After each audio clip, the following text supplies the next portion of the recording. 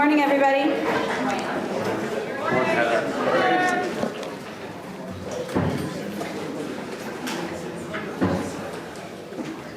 Stop touching it.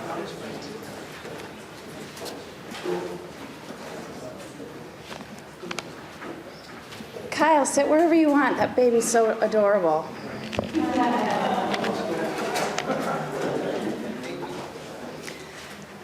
Lisa, there's a baby. I saw the baby.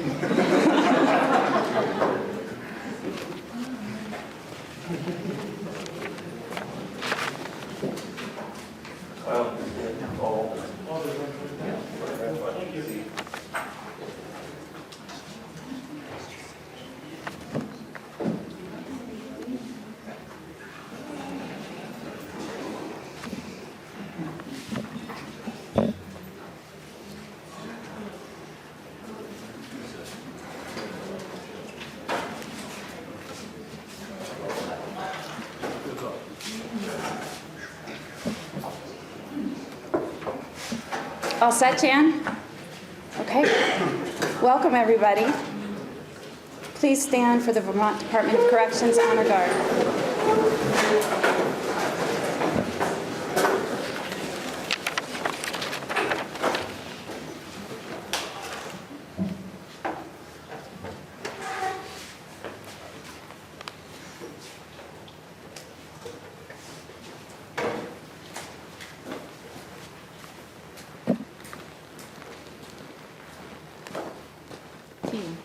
Tall. Left face. Carry colors.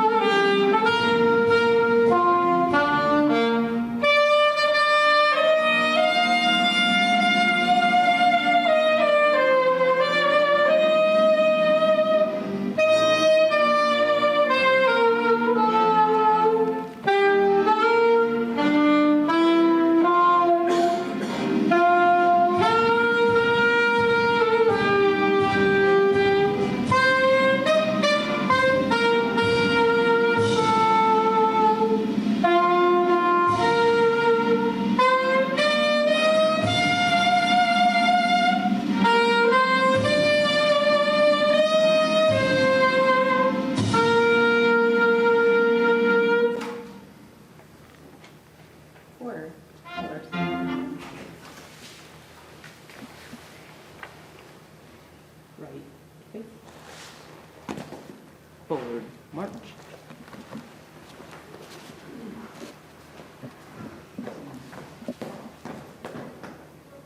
Right face. Forward march. Close.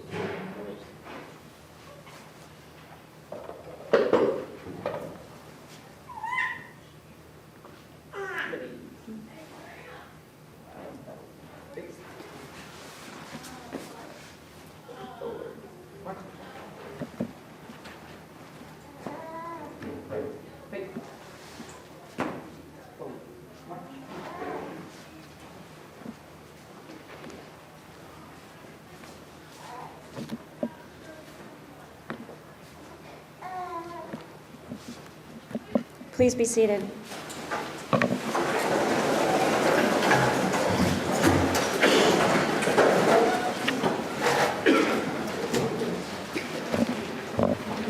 Hi. Welcome back. Thank you so much, everyone, for coming. I really appreciate that folks have driven the distance and taken the time to recognize our colleagues and to come to this event, which today is about celebrating. It's about reward and recognition for the hard work of the folks in this department. Not just the hard work, but everyone's integrity, teamwork, and courage. And I'm personally very proud to be part of this day. I'd like to take a couple minutes and just thank some of the folks that have put this together. Jan and Wendy in the back have been tireless in their efforts to keep me out of it and to cover all the details, and I thank you very much. And of course, this is Mark Shelton's day. He's coordinated everything for I don't know how many years now, so we can't do this without all the support of HRD, and Ross, who's filming everything, is proof of the mistakes that I'm probably gonna make. I can't help it. I'm distracted by that baby. It's Gabriel, right?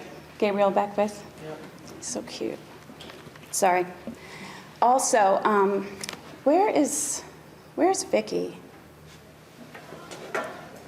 Are you shy, Vicky? Because today's not your day for that. Vicky has 35 years with the department, and where's that cake that you made? For those of you who haven't seen it, you have got to take a look at the cake that you made. It has the Vermont seal on it, right, Mark? Yeah. Thank you so much for making it and for bringing it. And then we also have had the support from other facilities to get food for the event. Also the Outs Club, who's done a terrific job, as they always do, to make sure that we're well fed. Thanks, Sparks.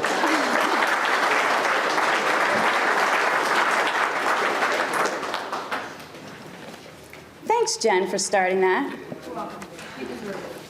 So these days, they just don't happen without the support of the leadership, and they don't happen without the coordination of the people involved that put it together.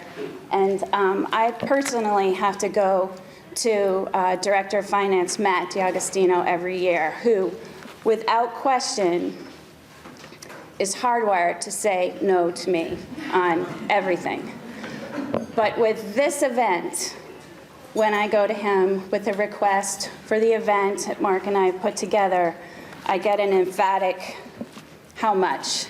But we still get a yes, and I think that goes to the appreciation from the leadership with regards to us having to host these events and recognize everyone's hard work, not just for the folks in this room, but also the whole department. I also want to say thank you to the family members who have been able to come and support all of the DOC staff that have been nominated and receiving awards, but also supporting them throughout the year and their careers and the hard work and the stress that's often involved with this very rewarding business.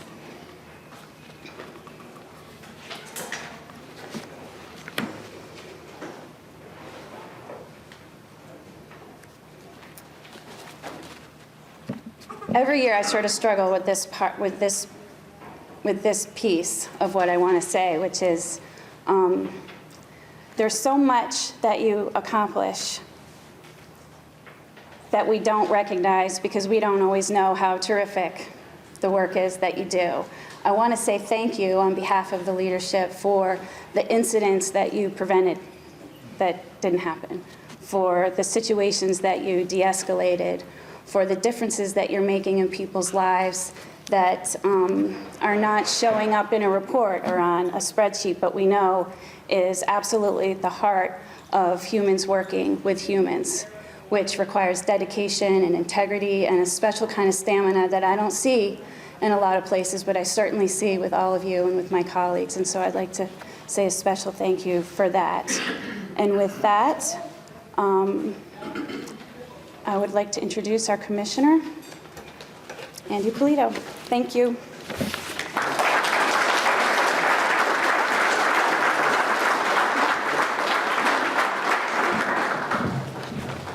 So I recognize that I am very soft-spoken.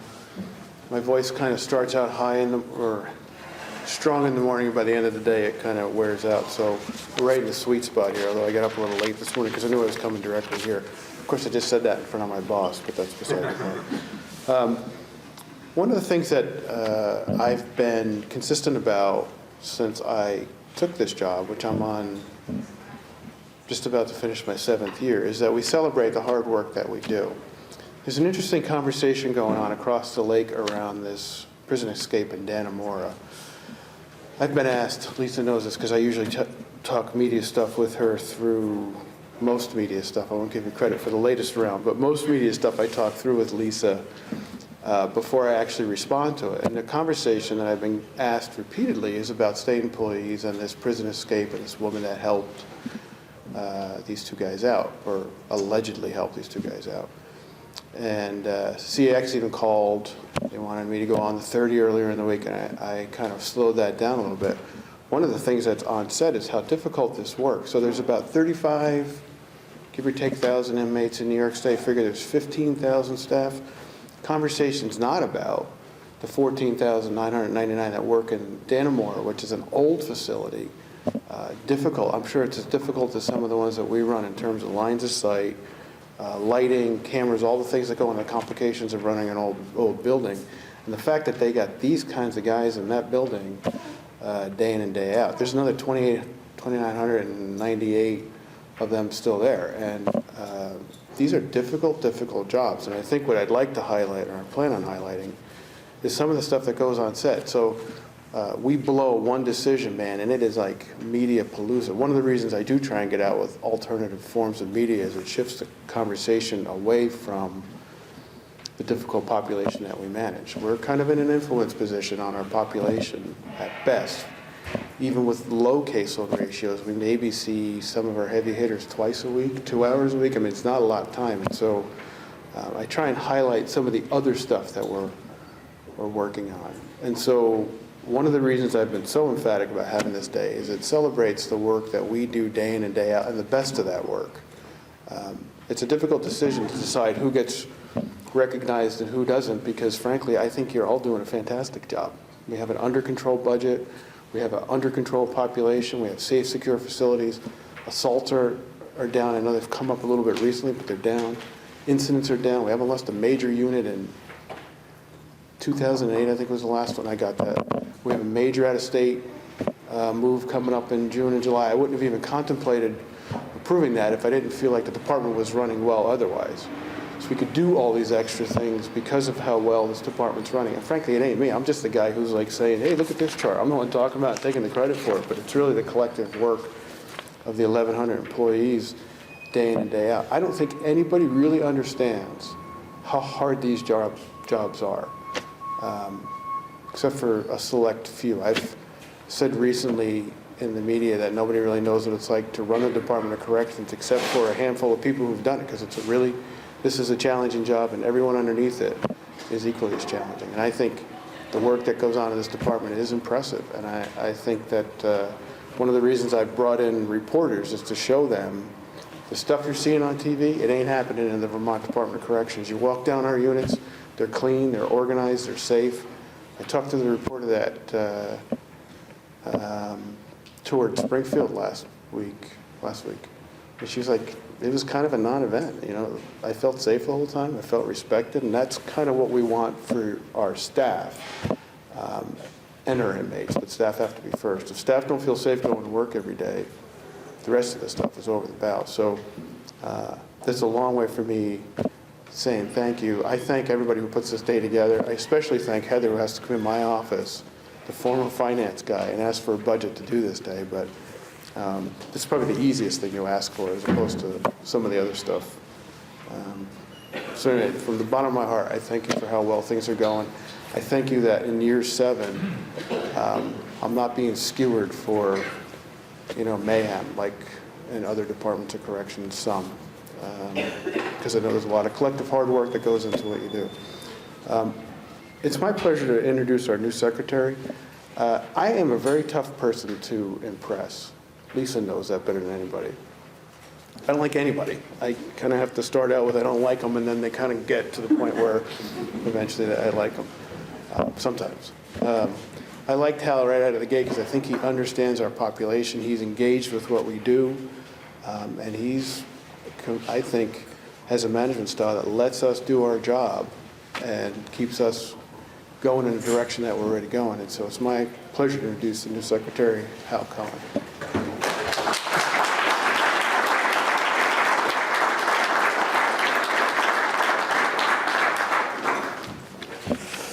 Hi, everybody. First of all, thanks. you know, coming into this job and having to learn about so many different departments, and learning about particularly Department of Corrections, and working with Commissioner Polito, with Deputy Commissioner Menard, it's really been a pleasure. And they're great leaders, and I'm really lucky to have them as part of my team, and all of you as well.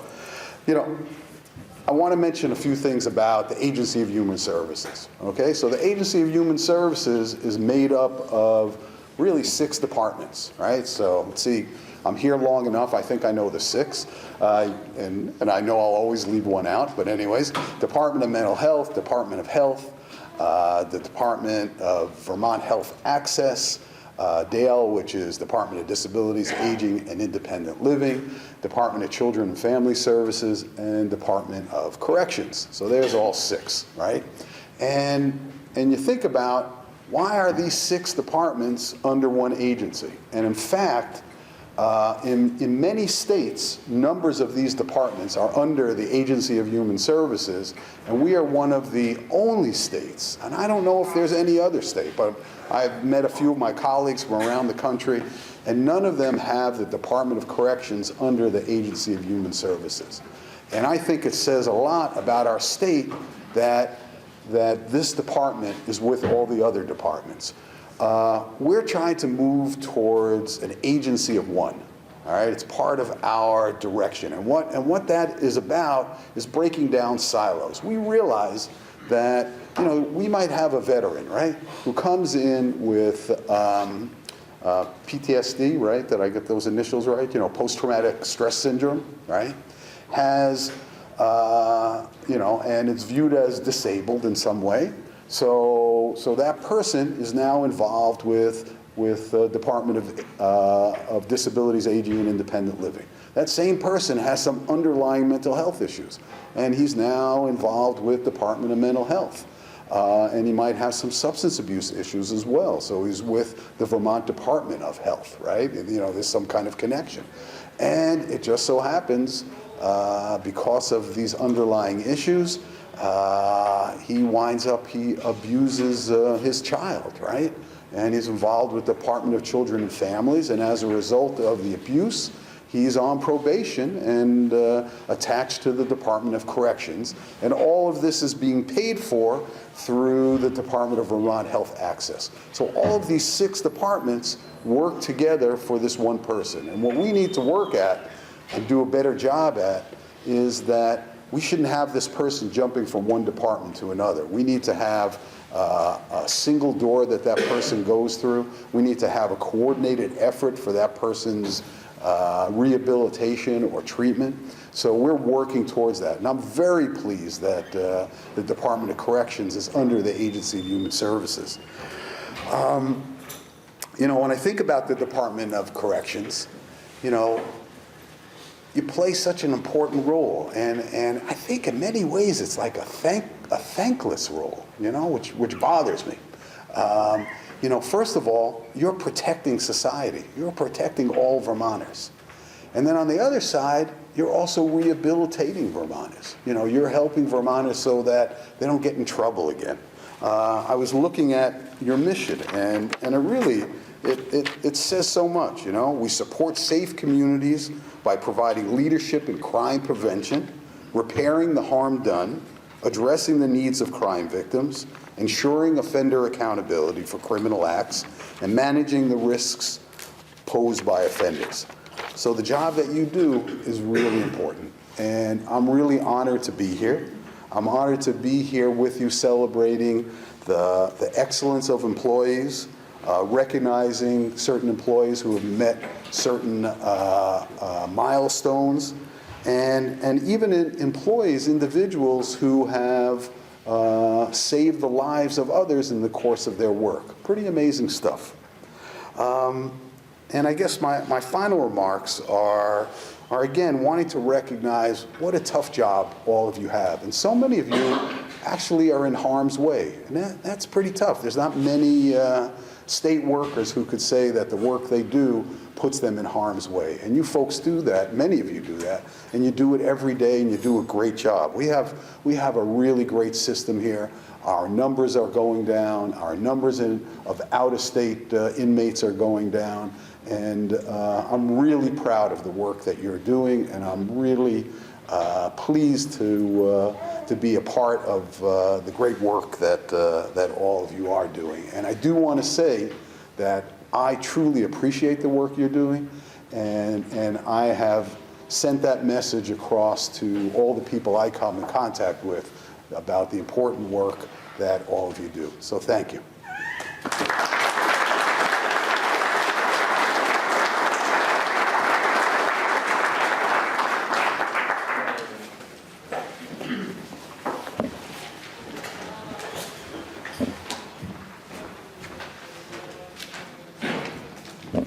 So every year, the governor signs a proclamation declaring a particular week Corrections Week or Correctional Employees Week. Now, historically, I've been giving him the Bellini, and I think he's taken them home, so I'm not giving him this one. I'm going to keep this one in our office and hang it in the central office so at least I know where it's accounted for. But basically, the governor proclaims June 14th to June 20th, which is this week, as a way to celebrate Corrections Employees Week. Sorry, I got to put my glasses on. And urge all citizens to pay special tribute to these women and men who serve so faithfully. It's regrettable that this Dana Moore thing is kind of unfolding right in the middle of this week. It's heavy on my mind. I know it's heavy on Lisa's mind. We talk about it a lot because it's one of those things where we are engaged in 1 million transactions a day with people in our care and custody, and one of them goes awry, and that's the focus. But I'm going to put this in the central office because I think it's important that we remember the work we're doing every day and day in and day out, and frankly, a reminder to the central office of the work that you guys are doing in the field, that we collaborate and coordinate in the central office. So I'll put this over here if you want to take a look at it. The governor did sign it, and he has been a big supporter of this department. He's been a big supporter of ours, and he's actually spent a fair amount of time with me over the years, and I know he's really pleased with the work we're doing. So I'm going to put this back over here. Thank you, Mark. Thank you, sir. So now we'll transition into the reward and recognition part. So the way we've always done this, sounds a little like Dragnet, is Lisa reads the write-ups. Got those? After she says a few opening comments. Sure. Perfect. And then we'll do a picture up here. I don't even know why I'm doing this. You're better at this. You know what we're doing. So. They all know what we're doing. They're fine. Okay. Good morning. The first thing, thank you. The first thing I do want to point out that I was asked to proofread, and that's probably not the model you should use in the future if you do one of these.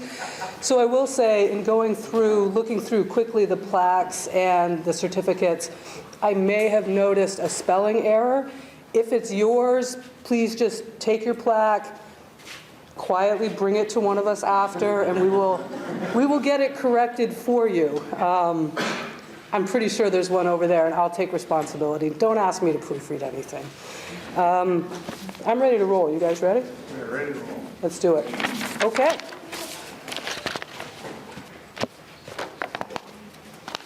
Find the right page. Manager of the Year is Amy Holloway. Amy was eager to ensure the entire state was covered by only 4 victim service specialists and herself. As a director, she's pitched in and done direct client contact, traveling to and from to meet with victims, doing victim offender dialogues and trainings throughout the state, and sits on numerous committees. One of Amy's greatest accomplishments was to instrument the automated victim notification system, eliminating the need for booking officers, CSSs, and POs to do manually. She's currently working on implementing the advanced Vans Plus Choice notification system. She's not actually currently working on that. She's currently working on being retired, just so you know. The implementation will happen after the new OMS system is up and running. She's known to be the central office baker, supplies her goods either at meetings or just on a regular basis. She implemented the Homicide Survivor Group on a quarterly basis at her home. This has been a very therapeutic experience for all that attend. In the past couple of years, although she is already an MSW, she pursued another master's degree in positive psychology. Thank you, Amy.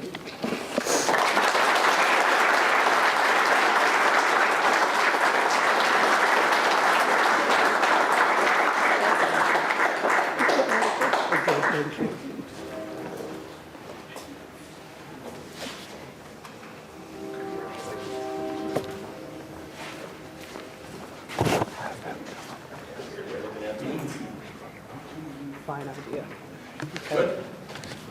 Okay. If you would start the promenade up when I read your name, that would be great, and it is not a requirement that you stop and hug me. Just to be clear on that. That was fine, though. Supervisors of the year. First, Kevin Jenkins, shift supervisor at Southern State. Kevin Jenkins is a remarkable leader. In a cast of high performers, Kevin shines as an absolute all-star. Not only does his work present with the highest quality and impeccable integrity, he manages this with a consistency that is nothing short of amazing. His work ethic, quality, and professionalism could serve as a role model for any employee of the state. His handling of emergent incidents is calm and measured. He handles these incidents according to departmental values and in a safe and secure manner. His approach inspires confidence. He actively trains his staff to handle incidents and supports their career progression through his and other skill-developing activities. He uses drills to challenge staff to improve performance. He supports his staff and gives them guidance so that they can continue to grow. He listens to them and acts on their concerns when appropriate. He is always willing to take on more to help the team. Kevin Jenkins sets the mold for what a shift supervisor should be.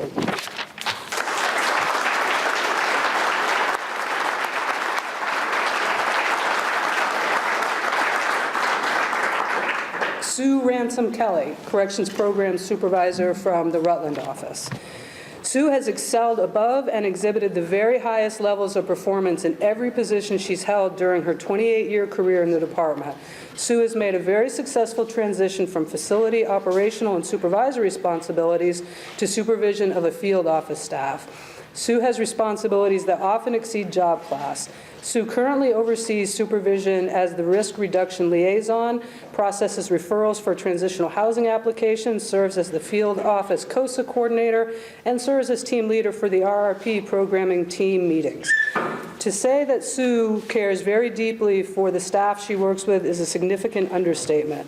The same level of compassion is represented in her judgment and sense of objective advocacy for the offenders we supervise. Sue is always open to the concerns and well-being of her staff and often volunteers to cover any absences or assignments for her subordinates and peers.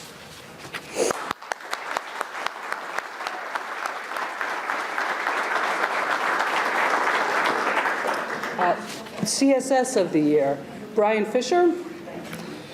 Brian has 16 years of state service. As a CSS, Brian has evolved into a leader among his peers. Brian consistently demonstrates a commitment to perform the 4 key practices within the agency while interacting with both offenders and staff.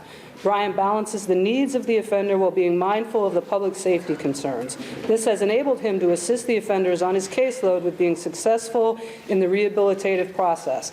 Brian not only performs the fundamental duties of the CSS in an exemplary manner, he frequently goes above and beyond through his collaboration with the inmate as well as the case co-managers.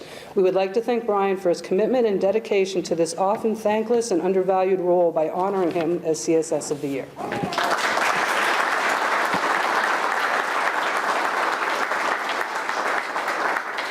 Next, we have Leona Watt. Leona maintains a high degree of personal and professional conduct at all times. She does an outstanding job managing the center cases assigned to her, which is around 70 cases at any one time. Leona has done an excellent job moving cases along to release. She's developed nice working relationships with the CSSs at the various facilities. Leona does a nice job getting household investigations out for assignment in a timely fashion. She does a consistent job documenting her work in case notes.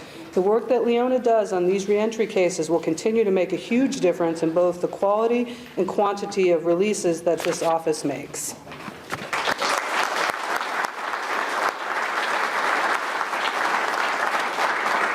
Next, we have Rosemary Weber from the St. Johnsbury office.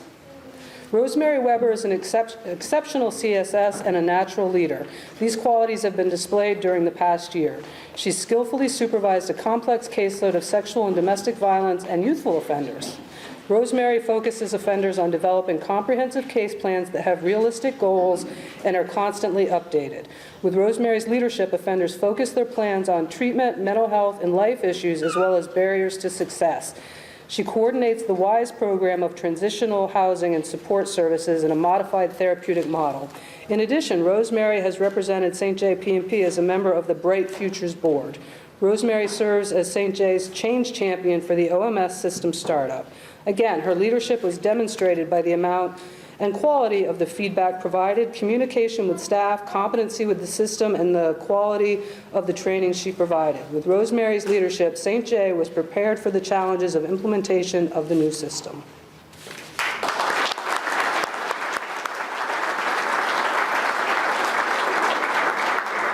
The next category is CO, CO3, CSTL of the year. First, we have Corey Bodette from Rutland. Corey is a CCO. He is a dependable, conscientious, true DOC professional. He's an outstanding employee. He has enhanced our relationships with local law enforcement through his efforts with Project Vision and his ongoing work with the Rutland City Police. He's an extremely valuable team member within the Rutland operations. His Project Vision involvement is something that likely will be modeled elsewhere in the state, as measurable and very positive results are already taking place within the Rutland community. CCO Bodette comes to work each day with a positive can-do attitude. He has a good grasp of the big picture in regards to our successes and challenges in supervising offenders in the community. He's a key member of our sex offender team and is fair, firm, and consistent with the offender population. He presents a nice balance between supporting offender reintegration and offender accountability.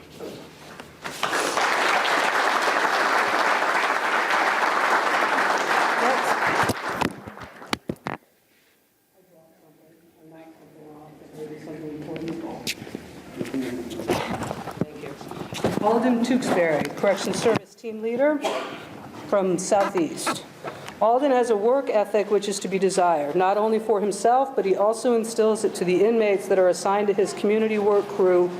Alden has demonstrated leadership in this role and in fact plays a large role in training, coaching, and mentoring staff that has been newly transitioned into the work crew leader position and yard officers. Alden consistently works toward the creation of a positive workplace environment as he instills the mindset with all his inmates that are part of the community workforce and that high standards must be met. Alden has demonstrated effective interaction with the public as the majority of his day is spent in the community working for the state's agencies, local towns, municipalities, and nonprofit organizations.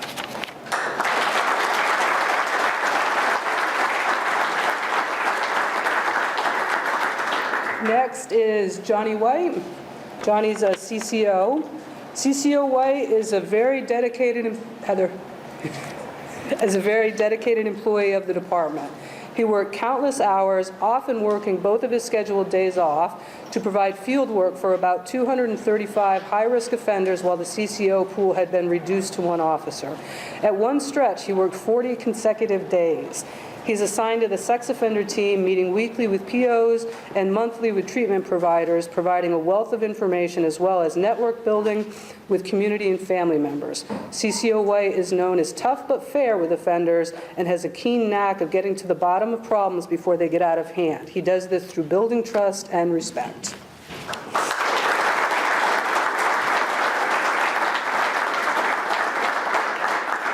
Our next category, Support Services Employee of the Year. Mary Jane Ainsworth, Change Management Analyst. Over the past 16 months, Mary Jane has led a major IT project for the DOC. This project replaced a 30-year-old offender management database with a new modern system. When the project was formed, she was asked to take on the lead role and accepted without reservation. As her direct supervisor, I observed Mary Jane exhibit excellent leadership. Without getting into details, it is safe to say that the project was not fully organized when Mary Jane took over. Throughout the year, she brought the entire department together to prepare for the change that would occur. She worked closely with the project manager from the vendor, DOC leadership, and line staff to complete the project on time, minimize the risks associated with the change, and provides training to the entire staff. She's a highly competent, organized, and has the complete trust of the DOC. This IT project was successfully launched on March 17th due to her commitment and hard work. The department is fortunate to have an employee like MJ.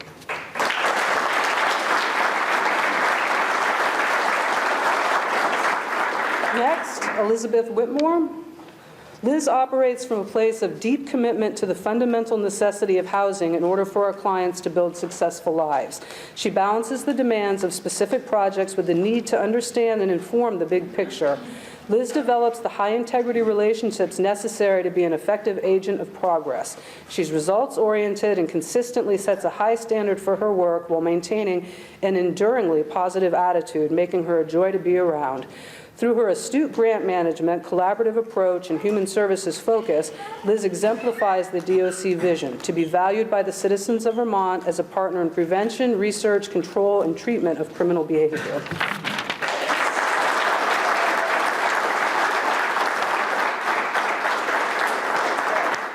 Administrative Support Services Employee of the Year, Amber Thomas.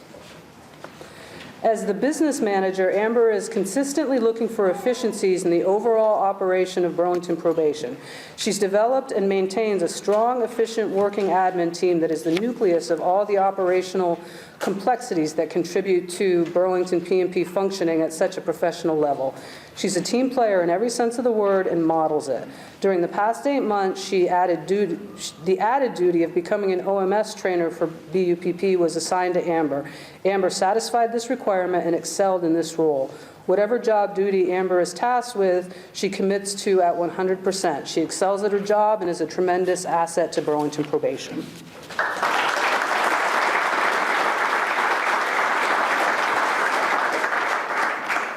Corrections Team of the Year, the PREA team. Heather Simons, Wendy Yoder, Jennifer Sprafke, Greg Young, Ben Webster, Mark Batanes, Ed Adams, Kathy Aston-Borsky, and Kat Kachuk. When the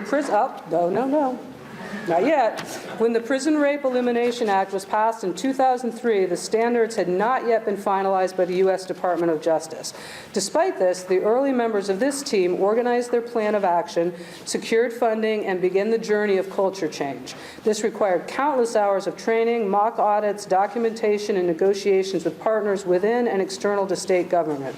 Over the past decade, the team changed in membership, but the vision never changed. Each member carried the message of sexual safety with the goal of 100% compliance to the federal standards.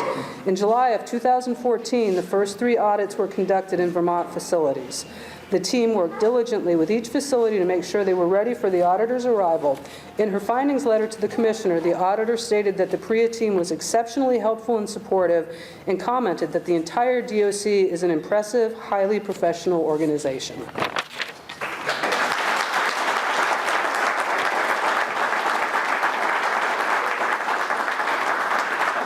Okay. Preservation of Life Awards. From Chittenden, Taylor Osgood, Correctional Officer. On July 21st, 2014, Correctional Officer Osgood was on relief in the dining hall at the Chittenden Regional Facility. An inmate began to choke on a piece of apple while sitting at her table. Staff and inmates noticed the inmate having difficulty breathing and witnessed her rubbing her chest as she walked to another table.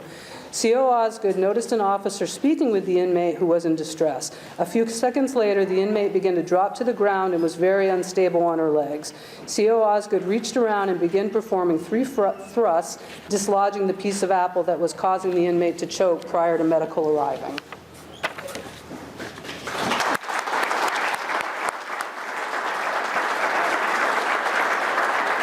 From Hartford Probation and Parole, Johnny White, Community Corrections Officer.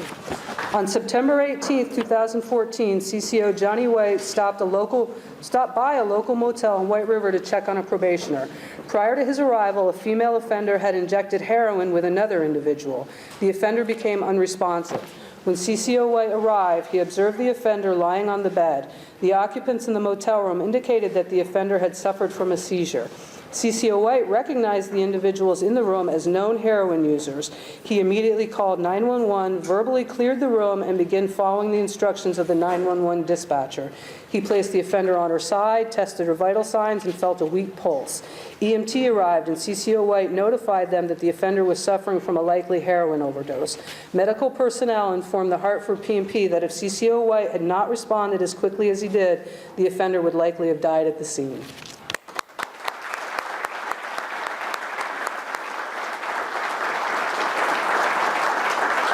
From Marble Valley, Corey Hogue.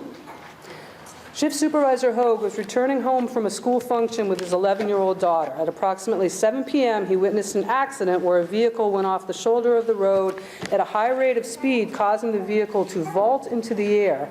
Supervisor Hogue arrived on the scene, and the vehicle was on its roof, and a strong odor of gasoline was present. Supervisor Hogue attempted to open the door to reach the victim, but the damage to the vehicle was severe, and he had to smash the back window to gain access to the driver. He made attempts to calm the operator, but the operator climbed out the back window, and Supervisor Hogue rendered assistance on the shoulder of the roadway.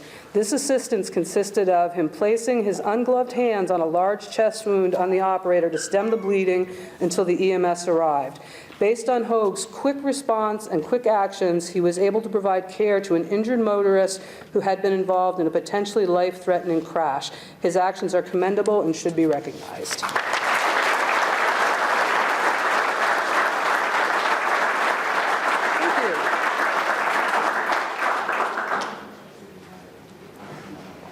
Thank you. Northwest State, Richard Brasso.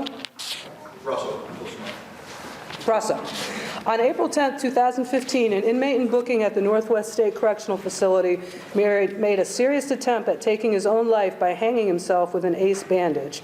Officer Brasso entered into the cell and lifted the inmate up. When other staff arrived, he removed the ace bandage from around the inmate's neck and administered a sternum rub to assess consciousness. He then continued to assist medical staff upon their arrival in the unit. It is directly due to his vigilance that this inmate is alive today.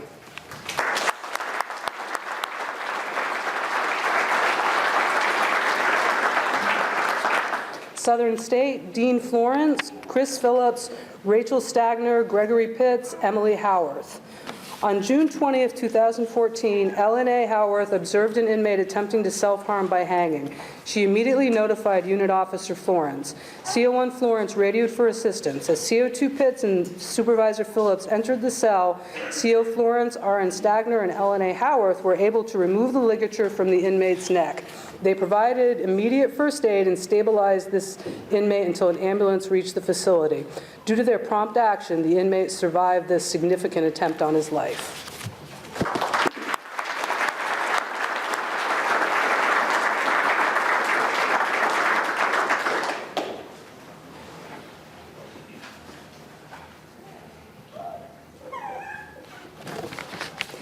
Also from Southern, Chris Phillips, Scott Burton, Brett White.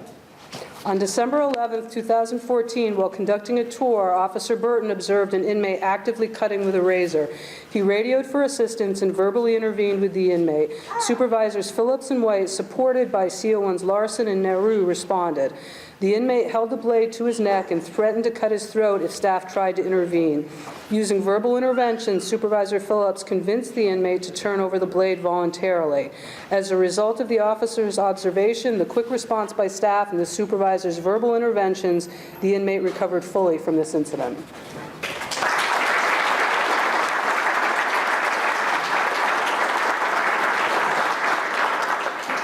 Stephen Riandow and Jose Roman Suarez.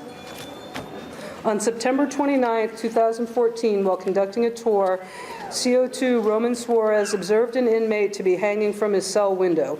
He immediately radioed for assistance. He then entered the cell and lifted the inmate up to relieve pressure on his neck. CO2 Riandow entered the cell and used a cut-down tool to remove the ligature from the inmate's neck. CO2 Brooks and Supervisor Cornwall also entered to aid in response to this inmate. The inmate made a complete recovery as a result of staff's timely response.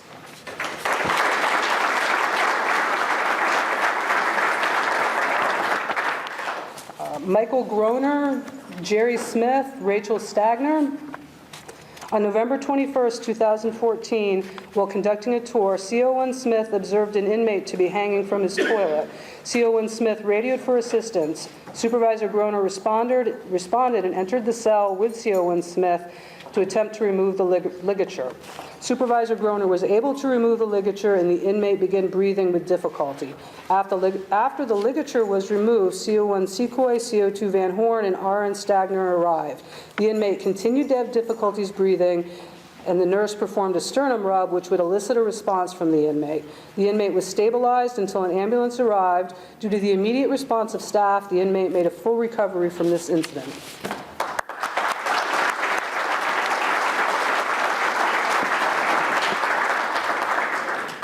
Still from Southern State, Kenneth Cooper, Anthony Giordano, Jason Hurd, Michael Groner, Dana Richmond. On January 22nd, 2015, CO2 Cooper discovered an inmate hanging in his cell. He attempted to radio for help, but his radio malfunctioned. Officer Hurd radioed for assistance. Officer Richmond also arrived. They removed the ligature and CPR was started, first by Cooper, then by Richmond. Shortly after, the inmate began to breathe, although with difficulty. Supervisor Groner arrived on scene with Officer Giordano, and they began providing additional first aid. The inmate was given oxygen and stabilized until an ambulance arrived. Despite being non-responsive and gray when discovered, due to staff's immediate reaction, the inmate made a full recovery.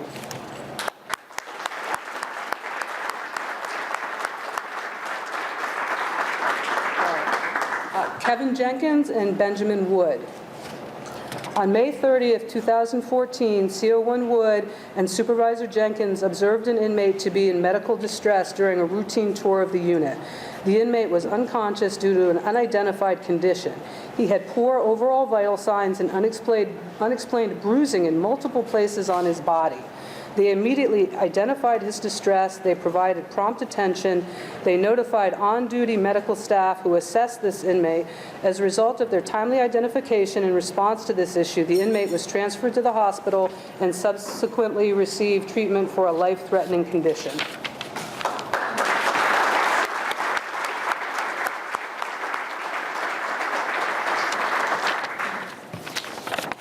I think we are at years of service, and that is good news. Okay. So I'm going to do these. I'm going to call out all the people who are in the 20-year category. Go ahead and come up, line up, get your picture, then we'll go 25, 30, 35, 40. Hopefully I'll finish before anyone's at their 45th. Okay, ready?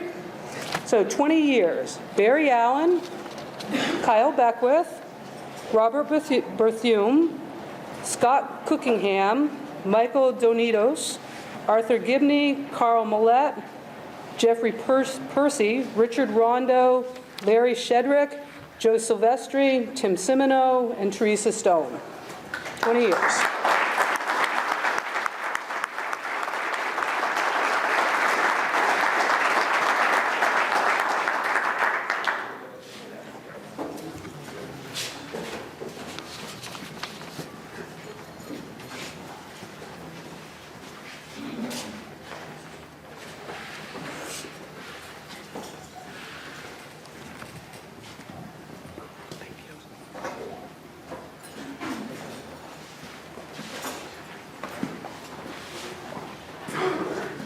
Okay, 25 years of service. Joe Aldrich, Richard Bilodeau, Mark Colgrove, Michael Lebrecht, Scott LaPointe, Joe Miller, Robert Moran, Scott Tomlinson, Michael Touchette, David Zavitsky, Zavitoski. That's what I thought. Yes, Zavitaski, David Zavitaski.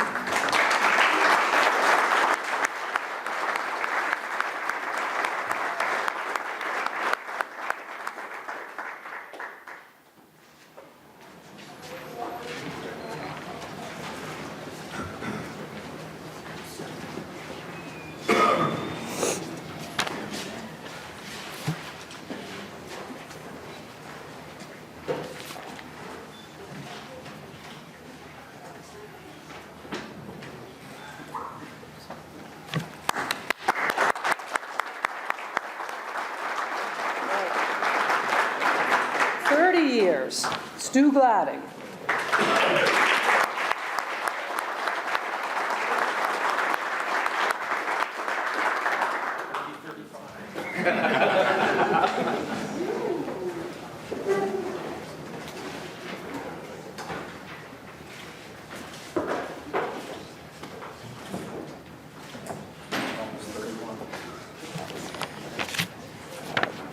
35 years, Thomas Braganetz, Vicky Garfield, Kevin Peck, and Bill Soul.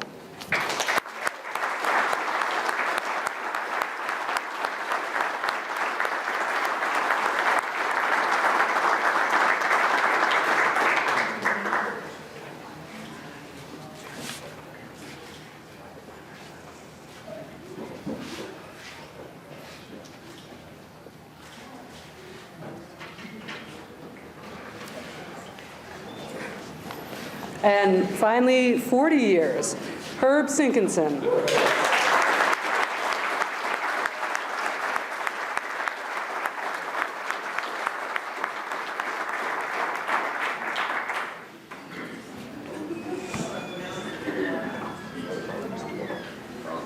That comes with an MRI. I think we're done, but I have a quick question. I just want to do a quick poll. What the heck? That was not subtle, Herb, as I had mentioned. It doesn't really say that. Does it? No. Okay. The question I have for you all for next year, I'm up here reading these, and I really enjoy it, as you all know who know me. Love this. But we were talking about having the folks who write the nominations come up and read it for the person that they have nominated. Did you like that idea? All right, so I'm out of a job for next year, but I think it'll be good. All right, it does not hurt my feelings. I'll find some other use for myself. Thanks, Mark. All right, before we get ready for lunch here, a big hand for all the administration, all the people, all the award winners, all the people that